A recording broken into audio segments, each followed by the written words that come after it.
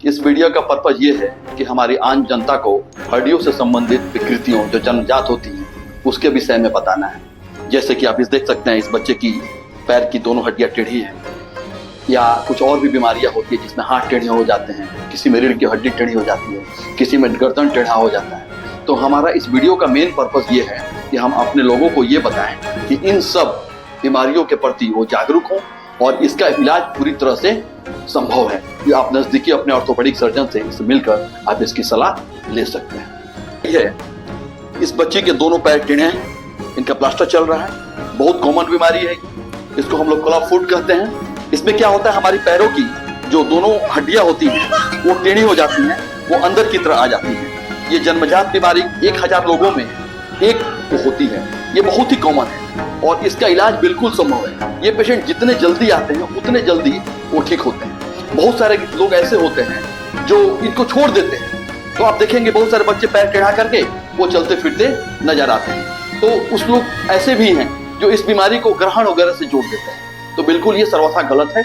इस बीमारी का इलाज संभव है, बहुत आसानी से इसका ट्रीटमेंट हो जाता है, जिसमें हमें 7 या 8 प्लास्टर करने होते हैं। उसके बाद 1 साल तक के लिए एक खास तरह का जूता दिया जाता है। उसके बाद दूसरा फिर अगले 4 साल तक एक चलने वाला जूता दिया जाता है। इस बीच में आप जो पेशेंट या अटेंडेंट है उनको बताया जाता है कि प्लास्टर के बाद आप इसकी कैसी देखभाल कर सकते हैं। जैसे पैरों की उंगलियों में लालपन बना रहना चाहिए, उसमें पानी नहीं जाना चाहिए, किसी भी खुजली उजली की स्थिति नहीं उत्पन्न होनी चाहिए। तो इस तरह से बच्चे का पैर का केयर किया जाता है। जब जूता बनता है तो जूते का भी ध्यान रखना होता है। उसके लिए हम लोग पेशेंट को समझाते हैं और बताते हैं कि इस जूते को उन्हें कैसे पहनना है, कब तक पहनना है।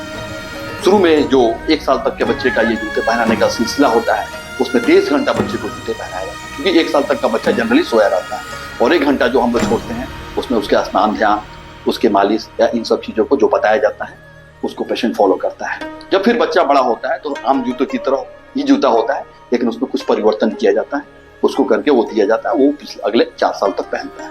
वो भी बच्चा 2 से 3 महीने पर आकर के वो डॉक्टर से मिलते रहता है ताकि जूता ढीला ना हो गया हो, जूते के अंदर पैर मुड़ न गया हो, जूता फट न गया हो या अन्य सारी चीजें उस पेशेंट को।